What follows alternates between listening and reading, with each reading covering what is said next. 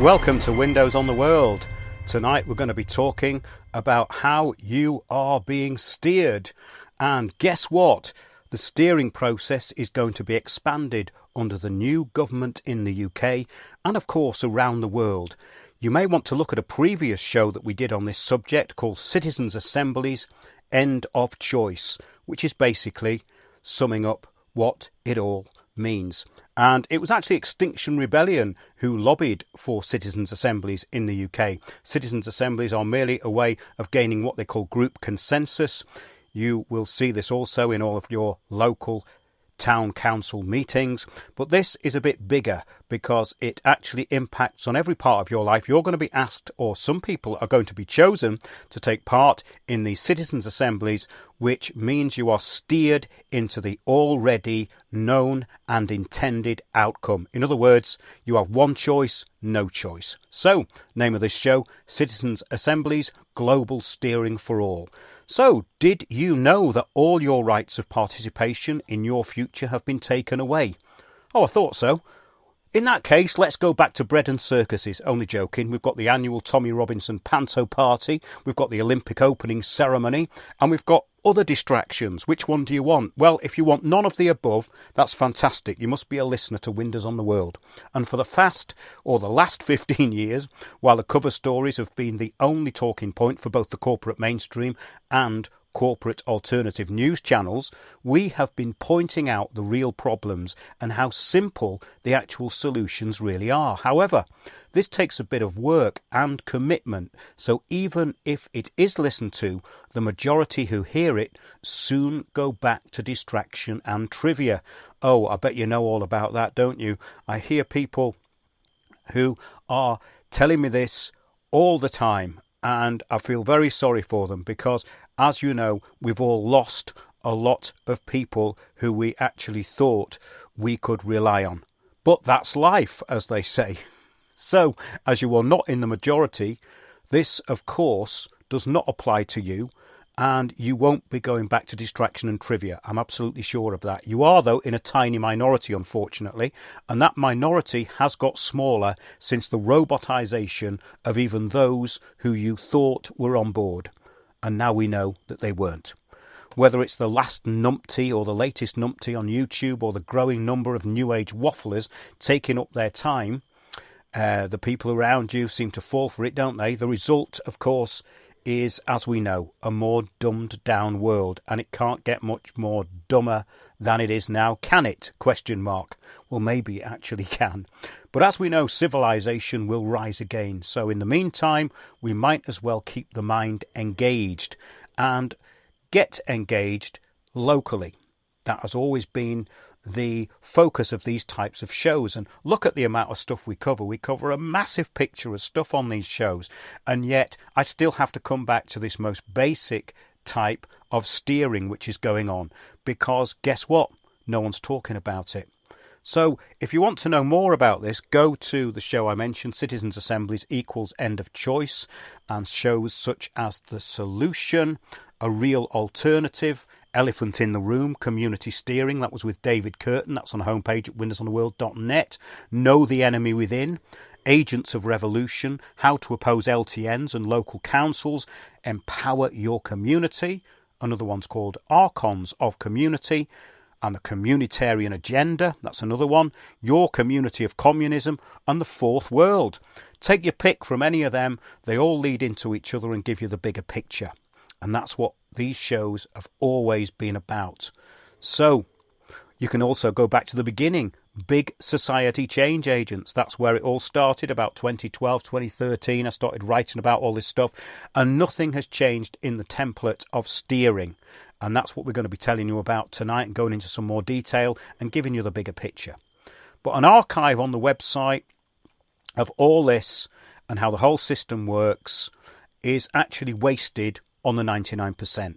And unfortunately, we've had to learn this over the past 5 years. And that is the 90% of those who actually use words such as awake to describe themselves. And it is a bleak type of comedy, but it is at least comedy. The 99% outside the newly so-called awakened are even more distracted. And as we know, the masses have never changed anything. So, dear listener, it's up to you. I think the idea of personal responsibility and integrity is paramount at this point in history. And with that in mind, let's look at the most cynical and obvious steering mechanism in history, apart from, of course, being marched to a pit and shot in the head. But, in effect, the result is the same. Yes, Citizens Assemblies.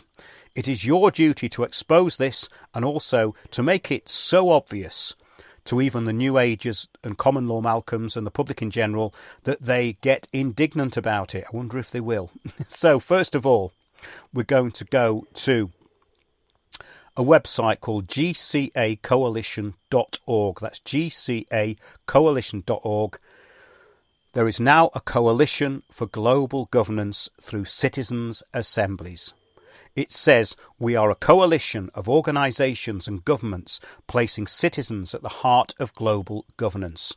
We are supporting the establishment of a permanent global Citizens Assembly to address humanity's greatest challenges. Well, we know what they are, don't we? Yes, anthropogenic global warming, which is the entire new financial system of looting, control, and yes, let's face it, fraud. France, of course, went full on with its Citizens Assembly climate change, as did the UK, and we have the same kind of puppetry going on as in France. France has got Macron, and now we've got Starmer. So, what does it say on this website apart from that? It says, a permanent global Citizens Assembly would restore trust in global governance, provide people with routes to action on the issues that affect them, and decentralise power. What they mean, of course, is this decentralisation through localism. Now, what this actually means is that you are given something that you appear to have in the agenda to vote on, and it's usually something to do with climate change or anything that they want to bring through. So the outcome is already decided. You go there to be steered into the outcome, and what they do is they close doors on the way, they give you limited choices, and then they tell you through experts that you have to vote in a certain way, because if you don't, there's going to be a massive tragedy, as in global warming. And we've been through that in that show, Citizens Assemblies End of Choice, with the Citizens Assembly in Oxford. And we're going to get into that as part of this show. So don't worry, it'll all be explained. But if you do go to that article and those links, it will help you a lot. So in our recent show, and this was going back 11th of February 2020, I'm going to take you to this article, Citizens Assemblies End of Choice. We describe how public participation in local planning has been taken away through steering the public into predetermined outcomes through facilitated consensus, in inverted commas, through Delphi technique. Delphi technique was invented by the Rand Corporation in 1953, and we've seen it in every protest group, every town hall, and every citizens' assembly. You have a facilitator or co-facilitator that guides you through a series of questions which are all steered to get the intended outcome. So in other words, what happens is a process of closing doors. It looks like you've been given a choice to start with, but the choice was never there in the first place. In the case of citizens' assemblies on climate change, the belief in anthropogenic global warming is a given. You cannot question that to start with. Therefore, the whole thing is a fraud and a farce.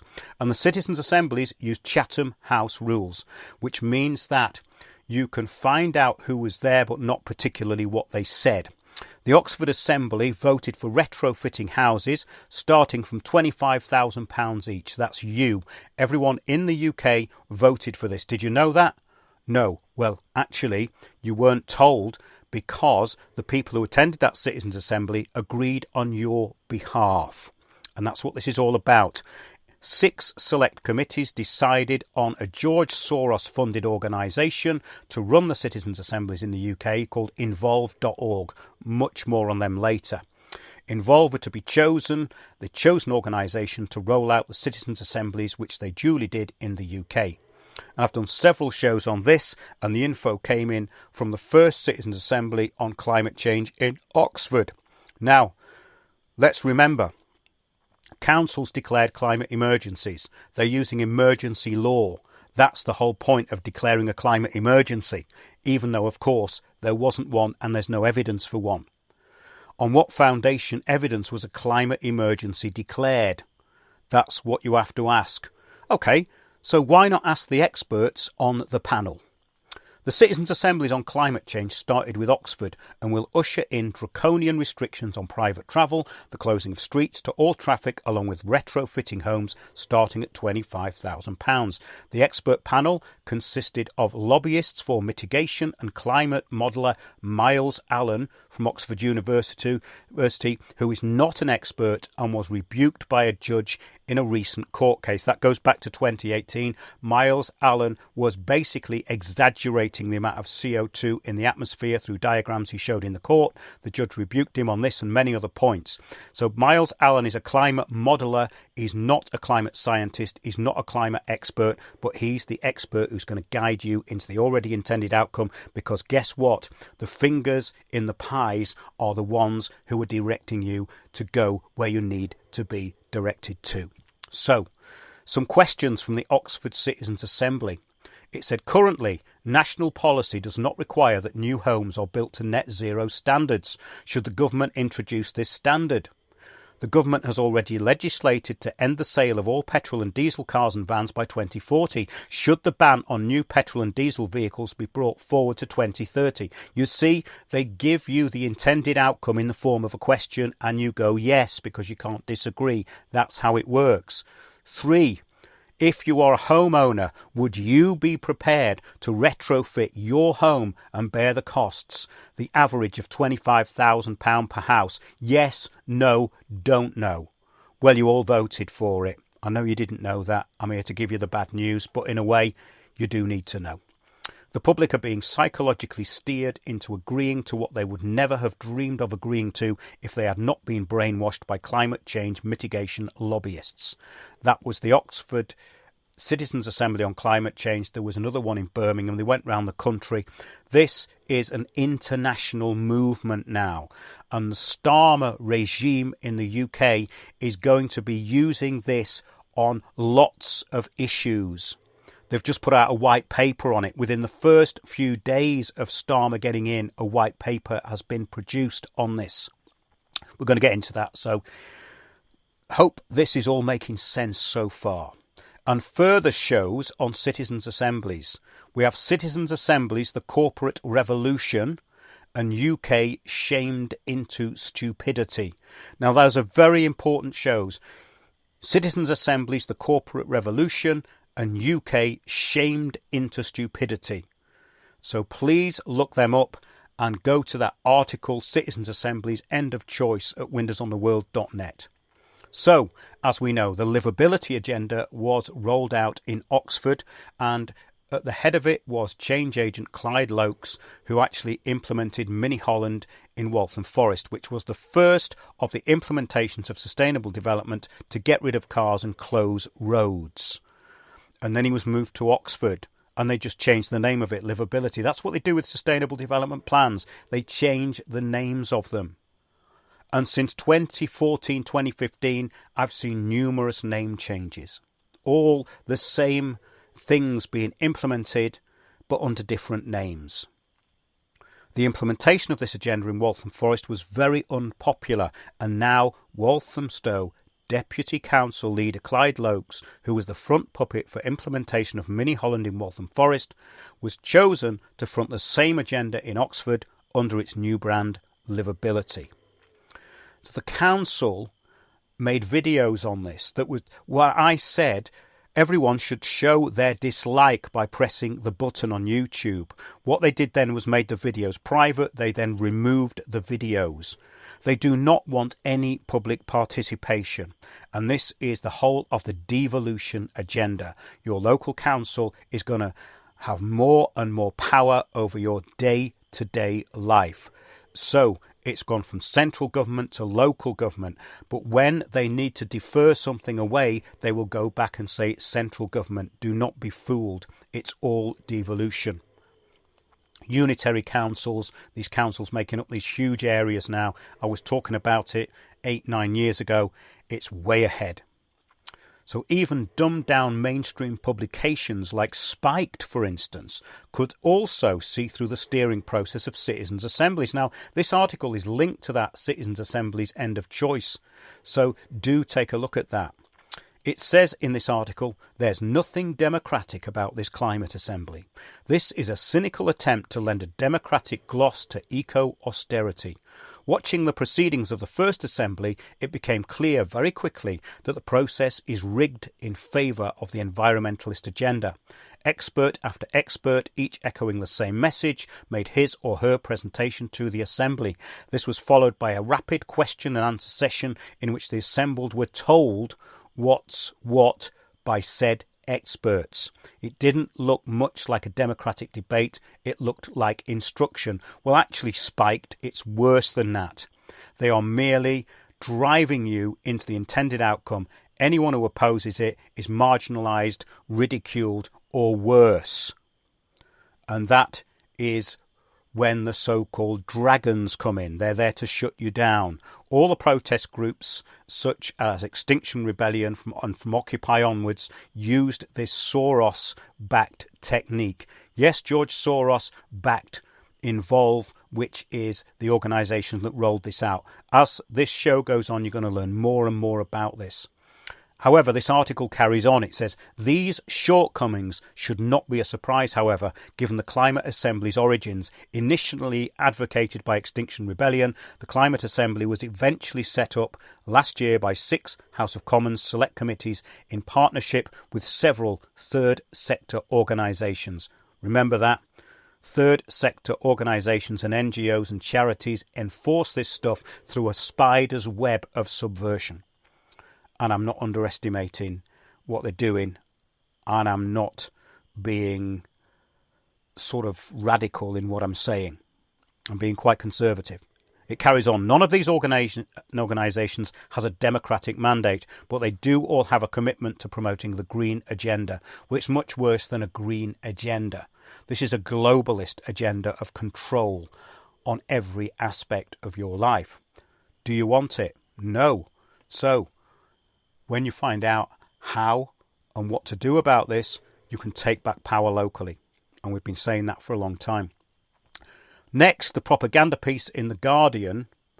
It's written by a change agent from Involve, who, of course, were selected by 6 parliamentary committees to be the Soros-backed organisation to steer the public into climate policy on the back of climate lies. So that's how the Oxford Citizens Assembly and you agreeing to pay £25,000 to retrofit your house came from. It came from this organisation, which is a George Soros-backed Open Society Foundation organisation called involve.org. Look it up, read it and weep.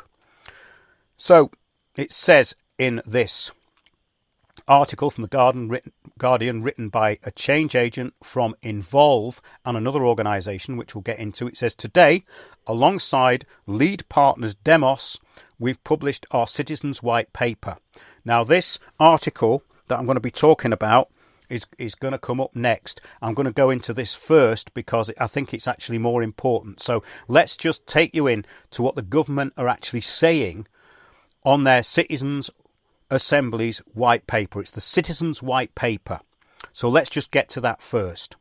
Sorry, I've got so much information here, but I'm trying to lay it out in an order that makes complete sense, and hopefully this will. Today, alongside lead partners Demos, we've published our Citizens White Paper, recommending that the new government embark on an era of public participation in policymaking to deliver on the Prime Minister's promise last week to restore trust in politics. Labour have only been in, a week, 10 days, and they've got a Citizens White Paper that they've produced with Demos. Demos is a steering group. It's a think tank, very Marxist orientated, and they put out a lot of stuff against people who believe in so-called conspiracy theories. They also brought out a paper in 2010 which stated the new democracy will work with a combination of government open infiltration and citizens groups taking direct action. Now that should resonate with you. after what you've just heard. So this is a long-term plan of steering people into intended outcomes with no democratic input. It says, as reported in the Financial Times, The Independent and the Evening Standard today, our Citizens White Paper outlines how trusting citizens to participate in policy making and building in structured ways to do this into the policy process would restore trust and help stem the rising tide of populism. What they mean here is the rising tide of people being able to see through this BS. This should make you very angry if you live in the UK. It made me want to overturn it. Unfortunately, there was not any support to do that. But as this continues and it gets more audacious, surely even the most dumbed down people will realise that they've been had. I do hope so. It says the paper sets out a practical, costed roadmap to, yes, change, deliverable over the next Parliament that enables citizens to participate in the important policy decisions which the new government will face. This is the Starmer regime, remember? It builds on the demos and involved teams' comprehensive policy and practice experience and has been developed with input from ex-ministers, shadow ministers, senior civil servants, parliamentary officers, academics and experts from across the field, meaning, of course, paid lobbyists with their fat noses in the trough. The recommendations, then, in brief. Establish panels of randomly selected and demographically representative citizens to feed into each of the new government's mission boards. What this actually means is they're going to get a load of dupes in there and steer them into the intended outcome. It says embed participation across the civil service to strengthen policy making at all levels. So this is going into everything. Introduce a programme of Citizens Assemblies to resolve some of the big stuck policy questions such as social care or difficult moral decisions such as assisted dying. You can bet they're going to vote in favour of that because they've been doing it all along. The Liverpool care pathway didn't go away, you know. They just renamed it. It's all called palliative care. If you go into hospital over a certain age, do not be surprised if they put do not resuscitate on your end of your bed and on your notes, and do not be surprised if you die in there unless you manage to get out. It says set standards and embed practice to ensure citizen participation is independent, and rigorous, in line with international best practice, well, we know what that is, and ensure it reinforces, wait for it, representative democracy. This is what they call chutzpah in the business, by the way. Sarah Castell, CEO of Involve and co-author of the paper, said, the new government needs to deliver policy solutions that really work for people and at the same time rebuild public trust. Getting people from all walks of life involved in decisions has a proven track record of achieving both. This report provides a roadmap for how the new government can tackle the big policy changes together.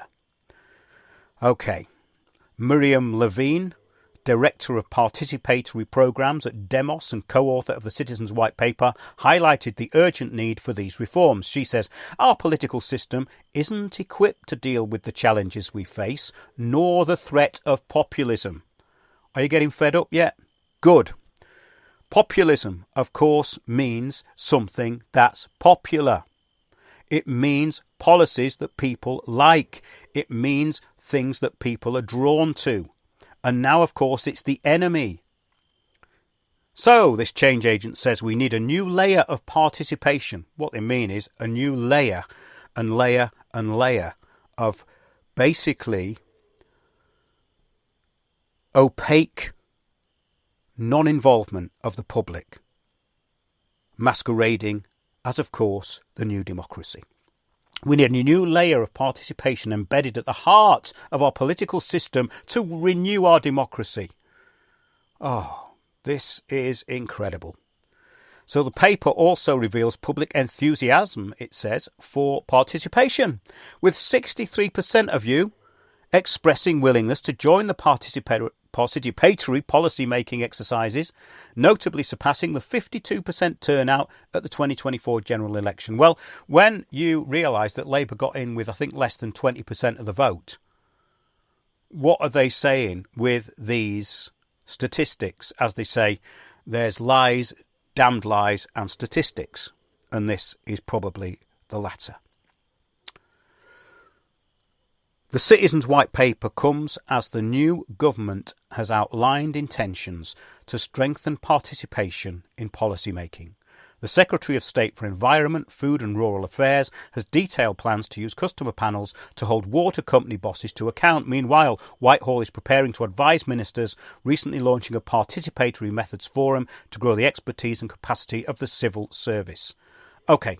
So it says the Citizens' White Paper outlines immediate steps for the government's first 100 days, short-term actions for the coming year and longer-term plans to embed participatory approaches deeply into the political system. So they call this participatory democracy. It's basically steering the gullible into where they are intended to go. That's all it is. And I would actually have a look at that Citizens' White Paper, because you may get a little bit annoyed once you know what they're doing. So it says the Citizens' White Paper sets out a practical, costed roadmap to change, deliverable over the next Parliament, that enables citizens to participate in the policy decisions that affect their lives. Recommendations were developed with civil servants. I think we've been through that bit before. The immediate steps are to be taken within the first 100 days. It's coming soon, folks, including setting up flagship citizens panels to feed into each of the government's new mission boards, helping to refine priorities and working through difficult trade-offs, and creating a central participation hub to provide support for policy teams across government to build participatory approaches into everyday policy making. Can you see through that word salad now? Good. Short-term actions. It says developing the levers to normalise participatory policy making and build a culture of participation across government, and announcing a programme of at least 3 national Citizens Assemblies to tackle politically and publicly salient issues in the first term, establishing a new relationship between state and citizen. Longer-term plans to embed new ways of working deeply in policy-making systems and Parliament, including a duty to consider participation, to hold bill teams to account for demonstrating how they have involved the public before a bill can be introduced in Parliament. Wow, this is incredible. So they're going to steer you into the intended outcome, the public, make it look as though you agreed before the bill goes to Parliament, and then, of course, it's going to get pushed through. And you're going to be told, well, you agreed to it first before we even made the bill. Can you see what they're doing? Good. Well, that's great. I'm going to have a quick break now, and I'll be back in a couple of minutes.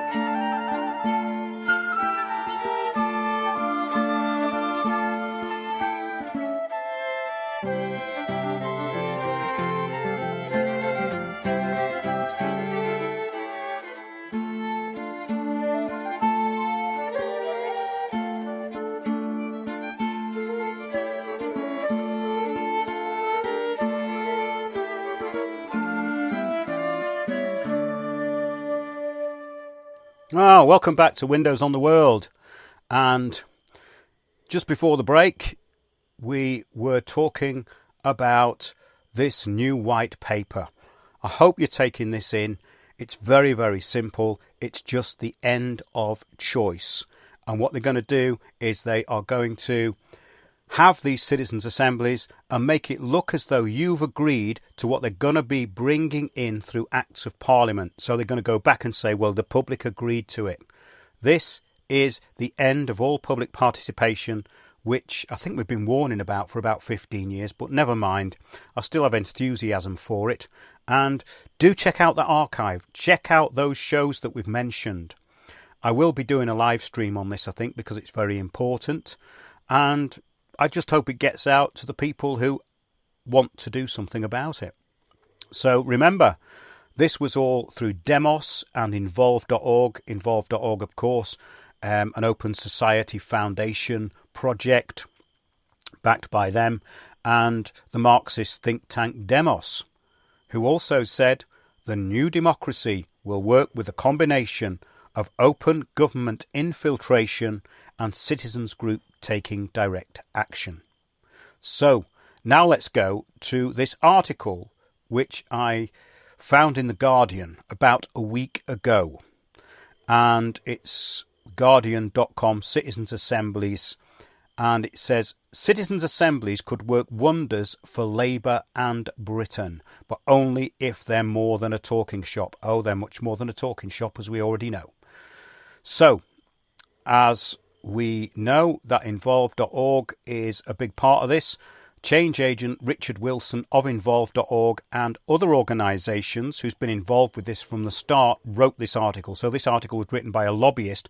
But first of all, let's look at who Involve is funded by. These are the people who are going to be running the Citizens Assemblies. They were the first people to run the Citizens Assemblies. Well, they get money from, they got more than £500,000 from the RSPB. That's the Royal Society for the Protection of Birds. They got UK Research and Innovation, gave them 216,000 quid. Genomics England, the Newborn Genome Screening Public Consensus Group, the People's Plan for Nature, Minimum Income Guarantee Experts. These are all the people who were on the panels. And then you've got the Scottish Government gave them money. London Borough of Camden gave them nearly 50 grand. Impact Investing Institute, that's nearly 40 grand. West Midlands Combined Authority, 28 grand. North Gas Networks Limited, 26 grand. Cooperations Ireland, 26 grand. Test Valley Borough Council, 25 grand. Sheffield City Council, 24 grand. That's nearly 25 grand. UK Power Networks Operations Limited. University of Exeter, 18 grand. The Democratic Society, that's ironic, innit? They give them 19 grand. Royal Academy of Engineering, 16.5 grand. University of Southampton, 16 grand. London Borough of Camden, 14.5 grand. That's two lots from Camden. Home Office Shared Service Centre, 14.5 grand. Queen's University Belfast, 14 grand. London Borough of Camden, more than that was. These are all about getting rid of car. This is car dependency, safe spaces, climate assembly, landscape review, enhancing public dialogue about inclusion in schools. This is what this money is coming into Involve for, by the way. Facilitation training. How bloody ironic! London Borough of Camden, they gave 8 grand for facilitation training to Involve with the other 30 grand they've given them. London Borough, it's 38 grand now, more than that. Deliberative support, that's what it's called. Deliberative support, 7.5 grand. Tenant engagement training, and University of Liverpool Involved, University of Westminster. Democracy research collaboration toolkits. It's all this nonsense. It goes on and on for ages. So look at Camden Council. I think they were the first ones to actually declare a climate emergency, God, this is unbelievable. Can you see how all this feeds itself through these linked organisations now? It's a massive infiltration programme of public bodies just funding each other. So, basically, they got restricted grants from the Open Society Foundation. They got 275,000 from George Soros for Democracy Network Action Network Plus. The Esme Fairbairn Foundation, they're always at the root of this stuff, 110 grand. That was for local engagement on climate change. And this is all to create these citizens' assemblies through Involve, where you're meant to have a choice. So you look at who's funding it, you've not got a choice. So they've got the Gulbenkian Foundation, £100,000 for local engagement on climate change. Forum for the Future, £106,000. Just Transitions, that was 4. The Joseph Rowntree Reform Trust, £81,702, and that was for the Network for Democracy, all through involve.org, by the way. This is all for involve.org. This is where they get the money from. Royal Society of Arts gave them 45 grand for rebooting online public dialogue. The Wellcome Connecting Science for UK Citizens Jury on Genome Editing. A Citizens Jury on Genome Editing, that got 11 grand from Wellcome. Greater London Authority, 8.5 grand for Civic Data Innovation Challenge. There you go, your data mining. Barrow Cadbury Trust and John Ellerman Foundation, 5.5 grand. Upper Net Zero Thought Leadership. Upper Net Zero Thought Leadership. So here you go. This is the organisation that is saying they are for democratic participation, and look at where the money's come from and where it's going. If this doesn't get you up out of your seat, nothing will.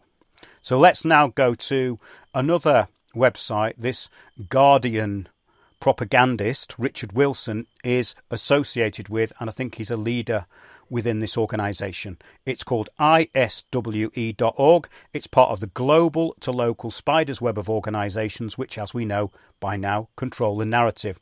And it includes NGOs, government departments, charities, the usual volunteer-fronted subversives. Yes, subversive, of course, as it's all based on deception and lies. And now, who do they partner with? iswe.org. Guess who? This is the person who's telling you that citizens' assemblies are the best way of democratic inclusion. And, of course, he's got many fingers in the pie and being paid off handsomely for being a change agent.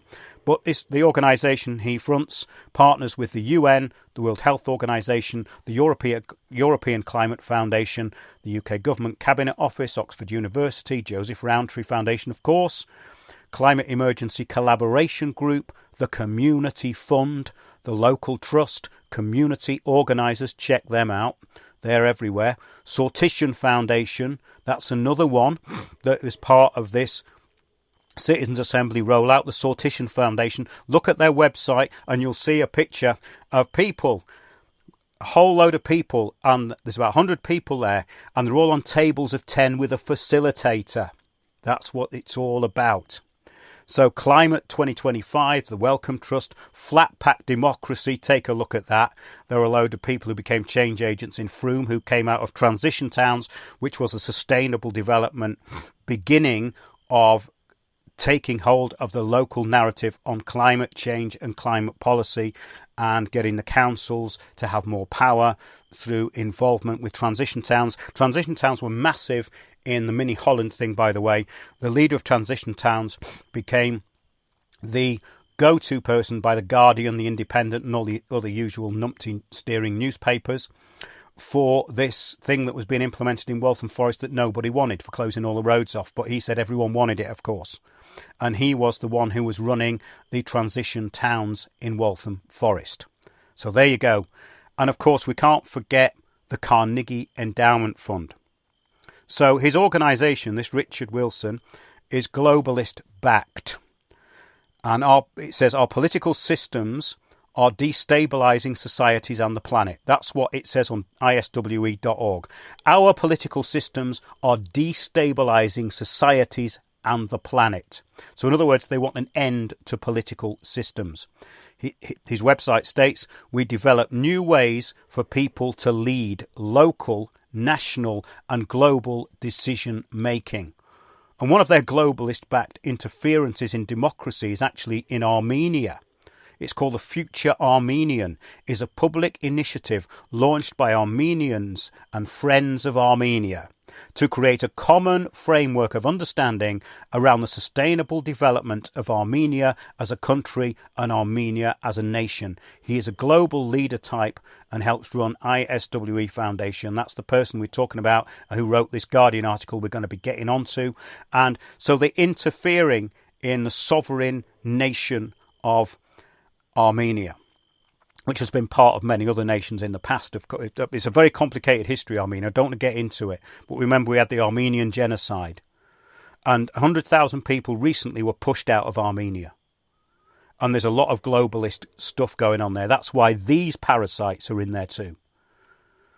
It says, anyone can engage by co-signing the list of 15 goals below, as well as participate in upcoming conventions, forums and discussions of the future Armenian and becoming part of planning our next steps collectively.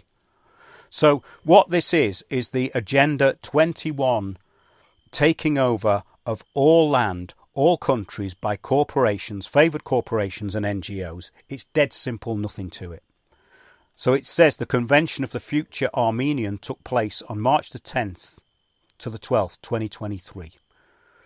So it was based, guess what on? The Convention of the Future Armenian is based on the internationally recognised and widely used Citizens Assembly model of participatory democracy. 200 participants were selected from a pool of pre-registered citizens by a transparent lottery, drawing with a representative sampling method to ensure the representation in the convention of gender, age and educational groups in society, as well as the participants' countries and places of residence. According to change agent for Global Consensus, Richard Wilson, who's also part of Involve.org, of course, the Soros-funded UK charity which leads the Citizens Assemblies on climate change, Wilson is also embedded in the Good Help project to help people make the right decisions. You know the right decisions are the ones that were the intended outcome. So it says, we want to bring together a community of people who are committed to a good help agenda. People with first-hand experience of good or bad help, all this inverted in commas, by the way, as well as practitioners, researchers, policymakers, service providers and others who want to inspire and be inspired. They're insipid rather than inspired, these people. I hope you do realise that. You will if you've met them. It says we hope that together we can develop our, wait for it, collective understanding of, inverted commas, good help, what it looks like, how it can be nurtured and spread across our mainstream public services and social programmes. This is a den of vipers. It says if you're interested in helping to build this community, please get in touch. And you can find more information at nesta.org.uk Project Good Help. Now all of these, as we can now see, are interlinked. I've been talking about this for so many years. I often get fed up of talking about it, but it's so important and it's so obvious and it's so simple that once you get it, once you see it, you will never unsee it. You will see how it works and then you will know how to take it apart by going in locally and becoming local councillors, actually taking back from these people. It can be done. This has to happen globally. It has to happen globally and you have to be involved. Otherwise, it's game over because this is now in Act 3 and pretty well advanced. There's always a way around everything, of course. And those of us with a little bit of grey matter still going round in our heads will always be able to get round what is going on, which is very encouraging. So yes, it says here, Albert Bandura published his seminal paper, Self-Efficacy, towards a unifying theory of behavioural change. The central hypothesis that in order to pursue any goal we must have some confidence that we can achieve that goal is widely accepted. This is this white paper and how it ties into all these change agent organisations. Now the thing about this is, they give you these stupid examples and it all sounds very nice on the surface, but what they don't tell you is you've got no choice. They're just using psychological subversion to push you into the intended outcome.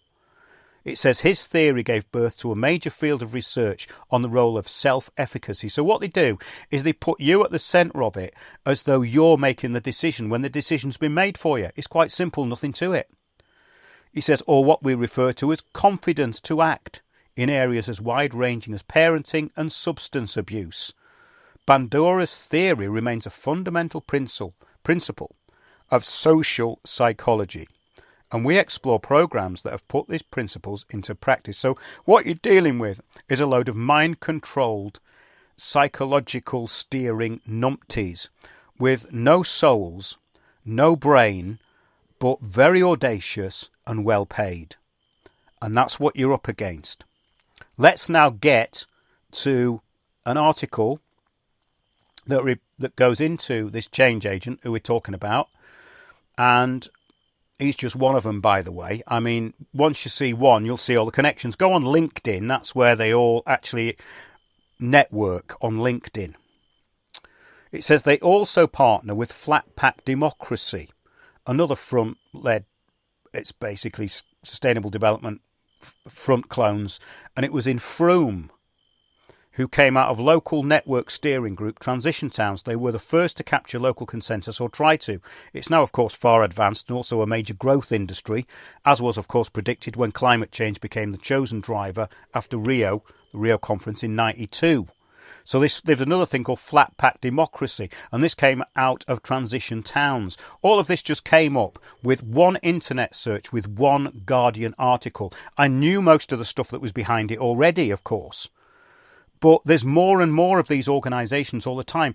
And where are they getting the money from? Well, the point is that sustainable development is a business. This is their business model. This is how they're making money. It's a gravy train for parasites, for taking the world's resources. And there's loads and loads of greedy, thick, idiotic people who they're training daily to enforce it on you. So it says this thing, Flat Pack Democracy in Frome, is by this person, 57-year-old Peter McFadden, who has lived in Frome for nearly 30 years and has spent much of his adult life working for disability charities, as well as founding an eco-friendly local undertakers. So he's a do-gooder of the highest order. A graduate of the Southwest hippie counterculture. Now this is interesting, because a lot of these ones who were in this New Age and hippie thing and New Age travellers, loads of them are now change agents, because they all got on board with sustainable development. And I've encountered tons of these for the last 15 years. These stupid, middle-class, spaced-out numpties who spent their lives taking drugs 20 years ago, who are now brain dead, are enforcing this stuff. Oh, he brims with can-do enthusiasm. Can you imagine how irritating this arsehole is? He was one of the people who co-founded it at the tail end of 2010, having been repulsed by what he had seen of the existing town council. Well, it's even more repulsive now, isn't it? His main source of irritation was the extent to which the party politicians running it seemed walled in behind bureaucracy and protocol. Now, this is actually the beginning. So he was basically an agent of the big society, because it says in 2010. So he was empowered through the big society, through Cameron's big society. And when he approached the town's ruling Liberal Democrats on behalf of Frome's branch of the Transition Towns movement, which seeks to respond to climate change on the local level, he said, I went to them and said, what's your green policy? And they said, the park. I said, climate change, peak oil. What about all these things that actually matter? They said, no, sorry, it's the park. Well, they had brains, didn't they, in those days? So basically, these are the sort of idiots you're up against. So Starmer should announce an independent and permanent Citizens Assembly that everyone in the UK could be selected for and everyone in the country could participate in. This is what this article in The Guardian is saying by this change agent who is connected to all of the above and, of course, a lot more. He said it should have the status and powers of a royal commission, such as the ability to subpoena witnesses, take evidence under oath, request documents, and do all of this on the assumption that the government of the day will implement its proposals unless ministers have a very good justification not to. Well, there's going to be no justification not to do anything under the Starmer regime. He says there should also be a system for the citizens themselves to set the agenda. There you go. Although the people who participate in citizens' assemblies often find the experience beneficial, the number of citizens who participate is low. The Global Citizens Assembly, now being launched as a permanent body, is overcoming this by using a website that anyone can use to run their own satellite assembly. So you'll find in your local area there's more and more of these people, and there's going to be these local assemblies, and they're all going to be steered on pretty much everything. Every local issue now is going to have this process. So if you don't get involved and destroy it from the outset, then it will embed itself completely by the end of this year. The results, he says, of these are then added to a portal to influence the overall conclusions of the main assembly. So basically, there's going to be like loads and loads of these satellite assemblies that are all going to lead into the bigger assemblies. It says the government should do the same, encouraging people to run their own satellite assemblies in community groups, charities, councils, companies and faith groups. It could be an annual fixture of citizenship in schools. Then millions of people would be part of the assembly, providing a tangible mechanism for Starmer's promise on the steps of Downing Street to invite you all to join this government of service. Wow. Let's go into some detail. Citizens' assemblies are groups of people selected by lottery. Much like jury service, they are demographically representative of the place in question, and they can help build consensus around divisive issues and inform the public of policy nuances in areas where there is likely to be resistance and misinformation. Misinformation means people who actually know what's going on. Same as resistance, of course. They can also build solidarity between people, through the change agents, of course, and give citizens a stake in political change. This is particularly relevant in areas such as health and net zero, on which communities can become divided at implementation. Just look at the conversation, it says, around vaccines, for instance, or the anti-ULEZ protests. It's always back to the same thing, isn't it? It says Richard Wilson, the change agent from involved.org and all of the above, says we also know citizens' assemblies almost always make better decisions than politicians, partly because they are not seeking re-election, aren't victims of lobbying, really, and have a formal process to make sure participants understand the issue. Yes, they understand the issue they're going to be steered into, but not any of the other issues which they can't choose, which should have also been on the table. This is not the first time a Labour government has sought help from citizens' forums. You might remember the People's Panel. Well, let's go back to the Big Society, then that's where it all started. It says the Big Conversation, commissioned under the Tony Blair government, or the many citizens' juries and summits of the Gordon Brown years. Many of these were run by Deborah Mattison, Starmer's head of strategy. There you go. When Mattison was running these assemblies, I was a director of a national public participation charity called Involve, and we led a lot of this work for the government. Citizens' juries and summits were organised to discuss the tough issues of the day, such as health, climate and pensions. At each event, citizens worked incredibly hard to generate some excellent proposals, but their impact on policy was limited. We asked special advisers and ministers why this was the case, and the answer was simple. These deliberative processes didn't provide the government with a mandate to act. They had neither the profile nor the power to help politicians make potentially unpopular decisions. Wow. I've got a lot of stuff here, but I think I've been going on quite a long time. It then goes into the French Climate Assembly, initiated by Macron as a government chamber in its own right. And he famously said he would implement its recommendations sans filtre, the assembly took place in Palais de l'Élysée in Paris with massive photos of the citizens pinned to the building. It was a huge media event and 70% of the adult population were aware of it. It proposed a radical agenda, including bringing ecocide into law and provided the mandate for policies such as limiting domestic flights and prohibiting adverts for products that emit the most greenhouse gases. Its effects were like a defibrillator, jolting the political space into life. Well, that's sick, isn't it? When you think about it, bit of black comedy there. What replaced all the phone boxes on the village greens? Defibrillators. Yes, and we know why that was. That's incredible, isn't it? Limiting domestic flights, and the public voted for it.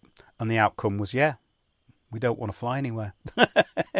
Now compare that, he says, to the UK's Climate Assembly, which took place next to the motorway in the Birmingham Park Regis Hotel in 2020.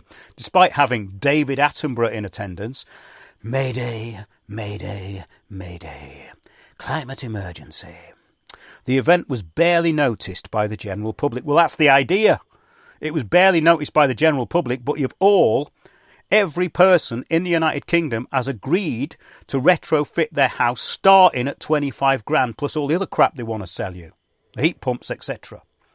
It says, although the Assembly was commissioned by 6 select committees of the House of Commons, no cabinet members committed to listening to its recommendations, let alone acting upon them. Despite 6 weeks of citizen deliberations and outstanding work by its organisers, it has sunk from the public mind with little trace. Well, actually, no, it didn't. because they brought in livability in Oxford on the back of the Citizens Assembly on climate change. So that's a flat out lie. You see how they lie? What they do is they lie by omission. They just lie by omission all the time. So it's the same template in every country. Its success is mainly in the most controlled zones, such as the UK, of course, France and the Crown Territories, Australia and New Zealand, you know. So the first 100 days, remember, of the new Starmer regime promises more steering and more subversion of public opinion. As you know, we have been banging on about this for years. Maybe it's time to drop all distractions. You know more than anyone that most won't, of course, but it is up to you, the listener, to act accordingly. And just remember, it is never too late. Hope you enjoyed that. Got it in under an hour. And I hope the information's useful. Remember, stay in touch, info@windowsontheworld.net. Do please support the show. Email me at info@windowsontheworld.net if you would like to join the £5 a month club, which helps out with some of the bills. Or you can use our PayPal or Patreon on the homepage at windowsontheworld.net, the most marginalised show on the internet, but in many ways the most important. Thanks a lot and see you on the next show.